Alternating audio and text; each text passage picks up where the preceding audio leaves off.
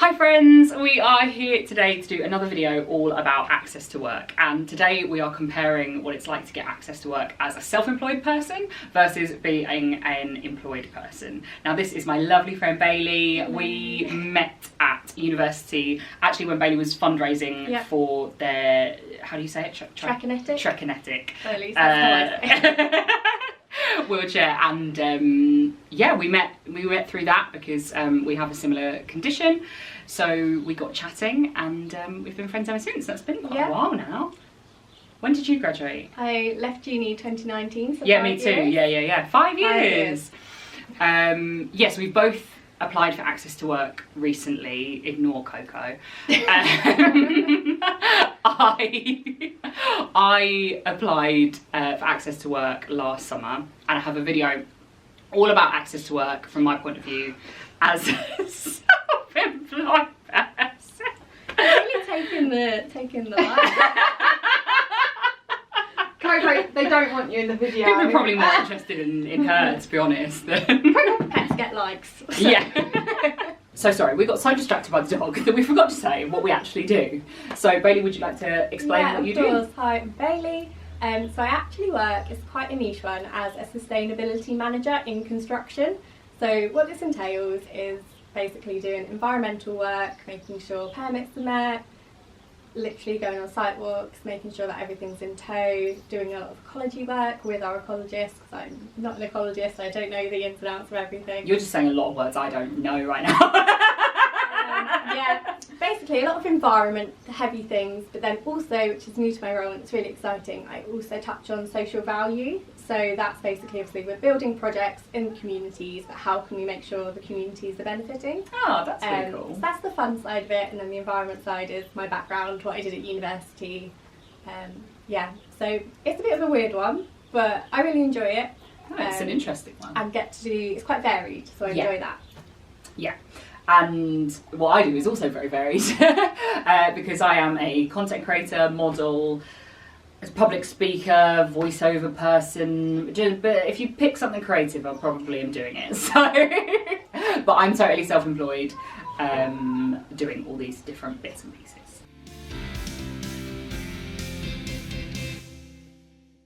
So, how did you find out about access to work?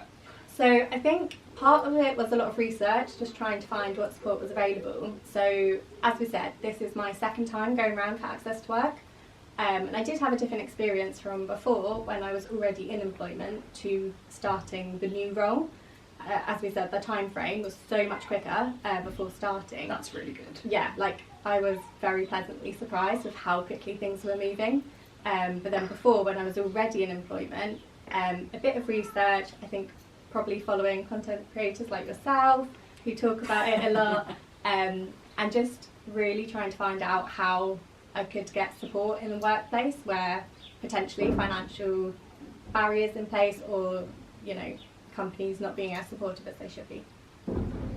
Yeah, and I found out about it again mainly through just friends who had got it to support themselves at work, and found out how they'd got different pieces of equipment or support, like support workers, and just thought, oh my gosh, that would be really, really beneficial for me. How do I do this? And yeah, just went and found out how to apply from there. Went on the old government website, and yeah, eventually, after a long time of thinking about it, filled in the forms and got the support. And on that, like, I didn't even know support workers were a thing until I spoke to Jenny. So I think it's really good that people are talking about it and actually what's available, because when you go into the assessment, they're like, well, what do you need? And unless you've been in that situation before in a work setting, and I know we both had disability student allowance at university, so we'd had a we had an idea, yeah. Like, I didn't know you could have a support worker. Wasn't until I met Jenny and her support workers and was like, that would really help out. So now I do have support workers and set hours granted throughout the year. Yeah, it's important that you kind of have a vague idea of what might help you, which is a bit annoying if you're in a position like, I know I need help, but I have no idea what would help. Because the assessors can suggest some things. Yeah. Like I've got some business coaching coming up next week, which will hopefully be good, that's more specific to neurodivergence. But then I've got other things I knew that I wanted, like support workers and that kind of stuff. Yeah, and I think going into Access to Work the second time round, yes, I kind of knew what worked from my old place of work, and I knew where there were gaps where actually I needed more support. And again, kind of being late diagnosed neurodivergent, I was like, okay, well, actually a lot of my accommodations I also need for that reason. Yes. But definitely, like, obviously going through the second time has been so helpful because I knew the system, I knew what to expect, and I knew what I could ask for, and actually the scope of the assessment. So in my assessment, I think I talked about it in the video before, I asked, I can't even remember what it was I asked for. Spoilers, a wheelchair. I asked for some equipment that I had previously been offered before, and actually the assessor was like, no, Access to Work can't do that. Oh. And it wasn't until I pushed and said, well, actually, I know they can. Please, can you put this in the final report?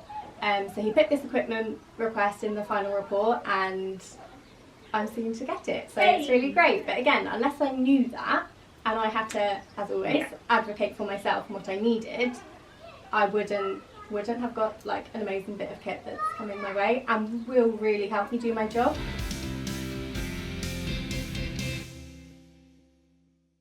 So next we want to talk a little bit about the support that we actually got through Access to Work. I know we kind of alluded to it in the last question, but do you want to tell us a bit about some of the things that you got? And I'll kind of jump in because I know we have very similar things. Yeah, so I think first of all, kind of my desk setup was looked at, and I know obviously businesses have to do this anyway for your desk setup equipment, which is probably a bit different because I'm employed. The employer has a duty of care. So do they have that at the office and for your home setup, or how does that?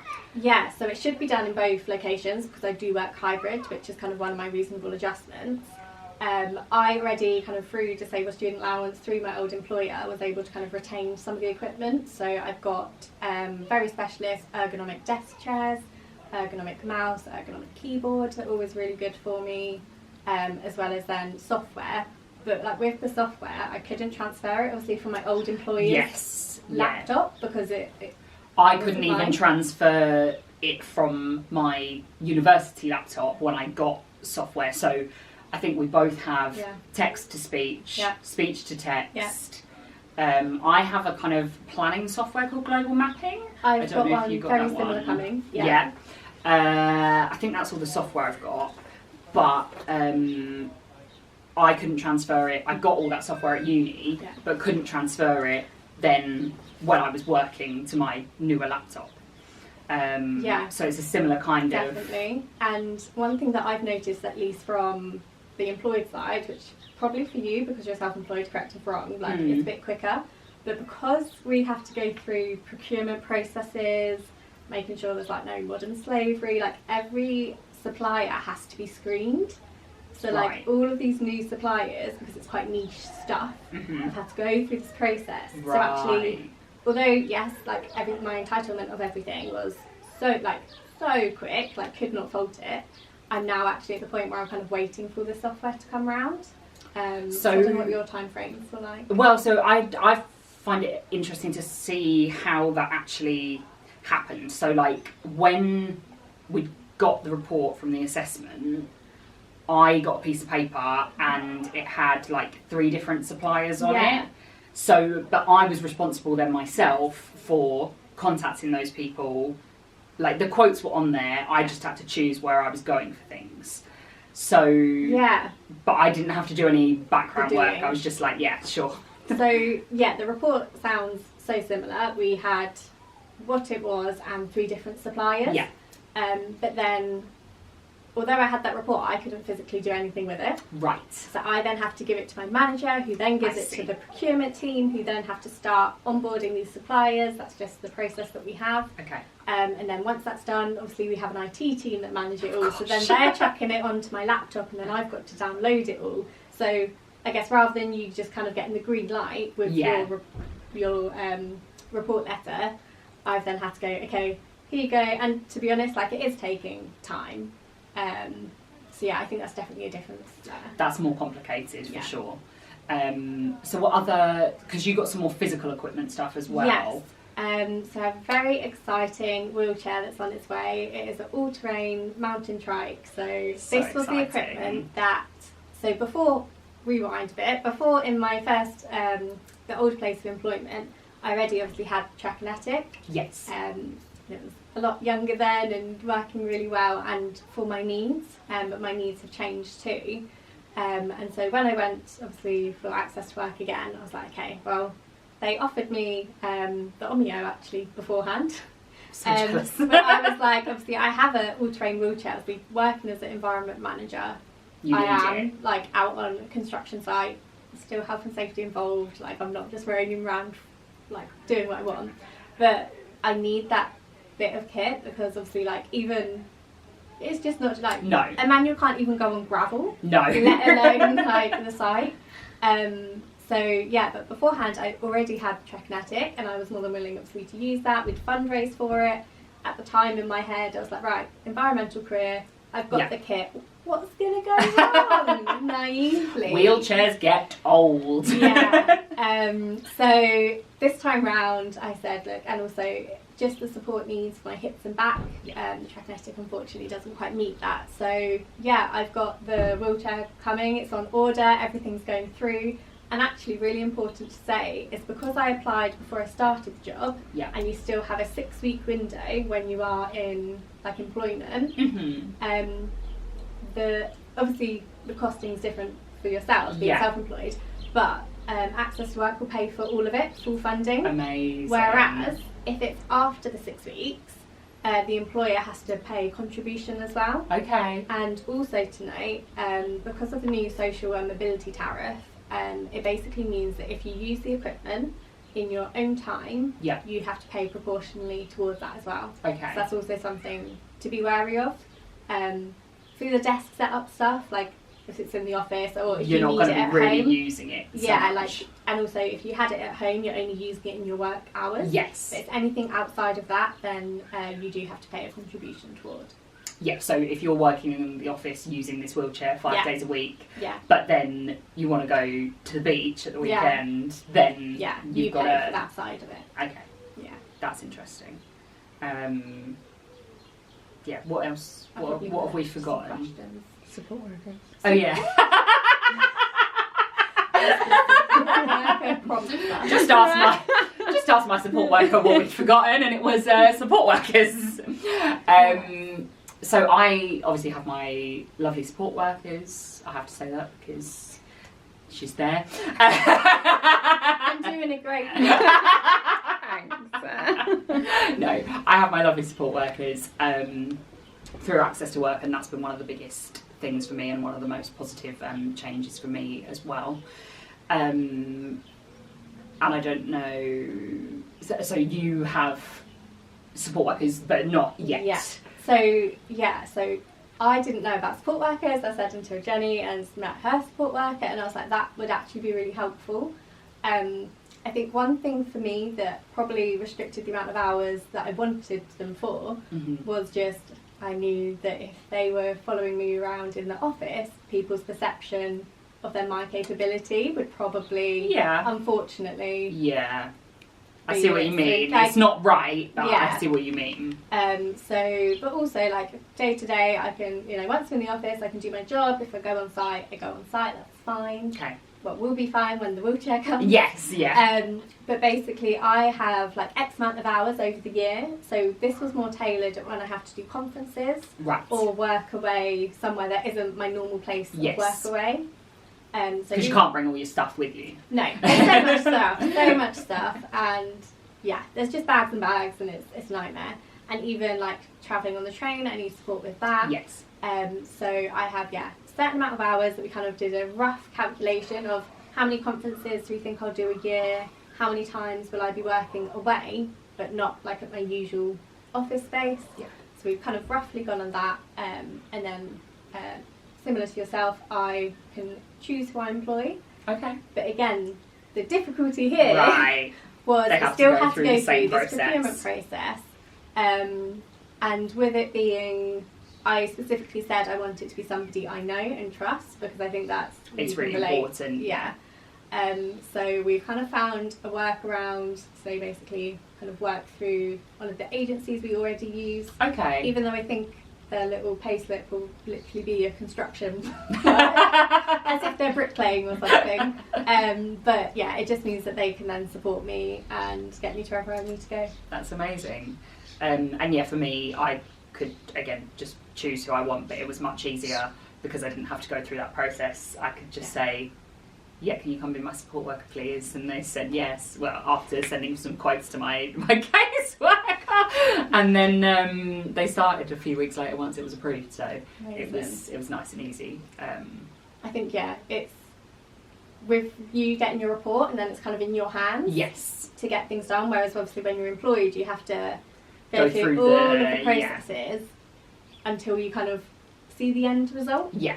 But once it's there, like, it's great. But I think, and we'll talk about the process in a second, but I think that your process was a lot quicker on the first bit. Yeah. And then is slower once you know you're getting the stuff. Massively. Whereas for me, it took quite a while to know what I was getting, but then I could get it all quite quickly. Yeah, definitely.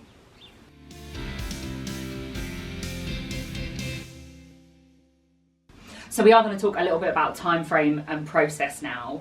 So for me, I applied in August 2023. Okay. I got my first piece, I didn't have my assessment until the end of December 2023. So it was quite a while between putting in my application and the assessment. But then from the assessment, I got the report back in early January, like Christmas was in the way. But then I had my first pieces of equipment by early February, and my support worker started in early February as well. So that was quite a quick process. So how about you with the... Yeah, so I think so beforehand, when I first applied, I was already in that role. Yeah. So that did then kind of take that probably 5-6 months until I Right. had my assessment originally. However, this time round, I applied before starting a new job. Yeah, and you knew So, exactly when you were yeah. starting. So it really, like, I was so surprised. It just made it Sped go up the so process. quickly. That's so really I, this good. time round, applied, it must have been in March, knowing that I was starting at the beginning of April. Yeah. But I had my assessment and everything kind of beforehand. So by Right. like my second week, I had that report that I could take to my manager and say, right, these are all the things we need. This is where we're going to get like funding support. And then trying to think, like my noise cancelling headphones. Yeah. They came through really quickly, and some other kind of small desky stuff. Uh-huh. But I said, because we were talking about the process, the IT equipment is just taking a bit of time to get all the Yes, software because you need to get it. in the right place. And my wheelchair, fortunately, there was actually one already in manufacture. Oh, amazing. So that's also really cut down the time frames, because otherwise, obviously, it's such Waiting a for it to be specialist made. thing, yeah. So that should be coming kind of anytime soon. So exciting.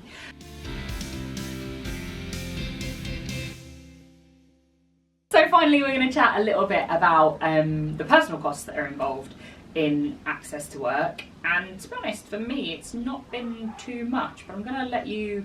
Yeah. Because I thought with access to work when you're employed, and this is kind of why I never really went for it when I was employed, even though I knew that they should be helping me in some way, was because the company has to fund some of it. Yes, kind of. So the way it works if you're employed is obviously you as the individual do the access to work assessment. Okay. So obviously I did that even before starting the Yeah. job, but I knew what roles and stuff I would be doing. Yeah. So obviously the support you need is so dependent on that. Yes. So I went through it all, and again, it depends when you applied for it. Okay. So the first time round, I was already employed with business. I'd been employed with them for about a year and a bit. Okay. Admittedly, that was all over COVID, so I just worked from home. Right. And had all my DSA set up and Right. could Yes. do what I needed. So at that point, the business then kind of covered a proportion of the costs, Okay. but access to work also cover a proportion of the costs as well. Right. Where that differs from this time round is because I applied within that 6-week window, which also like businesses don't know, which makes no sense. Because No. all of my costs have been fully funded by access to work. Right. We're talking 14 grand plus wheelchair. Yeah. Like, that's huge. Yeah. And the company hasn't had to pay, like they have to pay for it to get it, but all of the costs will be reimbursed to them. Right, but the company pays for it up front Yes. and then they're reimbursed Yeah. by Access to Work. So Okay. if it was outside that 6-week window, Yeah. then they would pay for all of it, and Access to Work would only give them a proportion of it back. Do you know roughly what that proportion is? I don't, and I think it depends as well on the equipment. Of the equipment and, Because if yeah. it's and probably the business as well, potentially. yes, so it impacts on if you're like a really small medium enterprise SME or like literally very very small, Mhm. then Access to Work will support more. Yes. And I think more for like if your adjustment was like a physical infrastructure change, Yes. Access to Work would cover more of it. There's whole criteria that Yes. I don't know, but it does depend on kind of business size, how many people are employed, and probably like their turnover and Yeah. how much there. But then also there's another clause called social and mobility. Yes. So this is for, like we kind of spoke about earlier, equipment that if you use it for your job, but then you're also going to be using it outside of work, Yeah. you then have to pay a proportion. Now, obviously, it's only a proportion of that single bit of kit or equipment. Okay. So it's not applied like unanimously across the whole of your award. No, because you're not going to use probably Your mouse. your mouse or your office Yeah. chair and that kind of things, but you might use your wheelchair or your Yeah. headphones or something like that. Exactly. Okay, I see. So with me, it works a little bit differently, but I wanted to know what is your perception of how it works for me. Oh, good question. So, and again, probably only from seeing other people Yeah. say stuff about it on social media. My understanding is you have to fully fund yourself, everything up front, and then Access to Work kind of recover, reimburse that cost. So that's not the case. Oh my god, okay. So you can do it that way if you have the funds, if you are Because a otherwise very... it's such a barrier because, like, say if I was in your situation but was doing environmental consultancy on my own Yeah. and needed this 14,000, Yeah. like, who can do that? No. So I wouldn't be able to afford, like, for example, to pay my support workers. Like, I wouldn't be able to do that out of my own pocket. And that's one of the things I was worried about because Yeah. I'd had some friends say that they had to pay their support workers every month and then get reimbursed. And for me, when I'd just come off of a year very, very unwell, there was no way that I could do that, especially as I was getting back into work. So what happens with the equipment and stuff, there was one thing that we paid for. I had to ask my mum for help Yeah. to do it, but it was just going to be easier and quicker. But basically, and anyone can pay for your Okay. stuff. It doesn't Yeah. have to be from the person's card who's applying or That's anything. Because at first she kind of transferred it to me to then do it from my card, but it doesn't have to be. They'll reimburse whoever it is that pays for it, essentially. So my mum paid for it, and then it took a couple of months to be reimbursed for that. But with other companies, like a lot of the software and my business coaching, that all came from a company. So what you can do if you don't have the funds to pay for it outright, you can get what's called a pro forma invoice from the company. So I just emailed them and said, hey, I'm getting Access to Work. These are the things that I've been funded. Could you please give me a pro forma invoice? They gave me the invoice. I then sent that to Access to Work, and then Access to Work paid that company directly for those. That's things. so good because, like we said, like otherwise it's just such a financial barrier. It's such a big barrier. And like, I mean, I'd heard of people having to get loans to Yeah, get no. equipment, which is why I always thought, but that's really good to hear at least. It's not the case Yeah. at all. And with my support workers, they send me an invoice. We do it every month. There's a little online form that I fill in. The first time it took a little bit of admin, but now I have my support workers each set up on there. I just click their name and it's a bit easier. You still have to put in all their hours and stuff, because I doubt you have to do that much admin So, as an employed person, or do good you? question. I'm not 100% sure, but Okay. basically, so I recently roped in my dad taxi to drive me up to Manchester because I knew I just couldn't cope Yeah. with that drive, and then trying to concentrate and, you know, be Yeah. in this meeting for like 6 hours long. So, as kind of said before, the biggest issue we've had so far was that they're going to have to go through this agency. Yes. So they're going to have to like be basically onboarded as an employer for this agency. Right. So we only did this last week, and we're still kind of setting up everything. I assume I'm just going to have to tell my employer, you know, my support worker worked for X amount of Yeah. hours, and then they must do it. That's what I'm hoping. I mean, that's what's happened with all your other equipment exactly. and things. I think realistically it's in their hands, like, because I didn't really ask because it was a rush to try and get it all done. Yeah. I thought I had more time before having to go to this meeting. But yeah, I assume I would just say they worked for me from this hour to this hour. That's like the proof, and then basically they'll work it all out through the agency, and it'll eventually. Or that support worker will invoice the agency, and then they'll get. Yeah, of course. You know, but So yes, you probably won't have that much to do with it. No. Whereas obviously I'm my own boss, so I have to manage it myself. But again, I don't have to pay for it up front. I put their invoices into this system, and then it takes it's been about 15 to 20-ish days afterwards they get paid. And they get paid straight to their own accounts directly through Access to Work. They do get a little email after I've sent their invoice off that they have to just confirm that they did what I said. But that's it. And so there are not. You can pay for it up front if you want, and that works better for you. The same with your support workers. You can do it that way, where you pay for the stuff or for your support workers, and then Access to Work reimburse you. But the way that I do it is much better.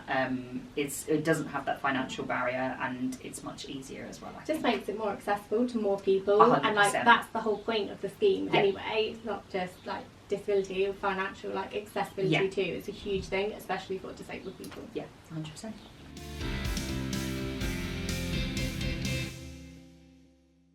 So I hope that's helped you learn a little bit more about the similarities and differences to applying for and just going through the process of Access to Work as someone who's self-employed or employed. I think we found that it's quite similar, the whole application process is similar. It might be a bit quicker if you're employed or if you're before you start your job.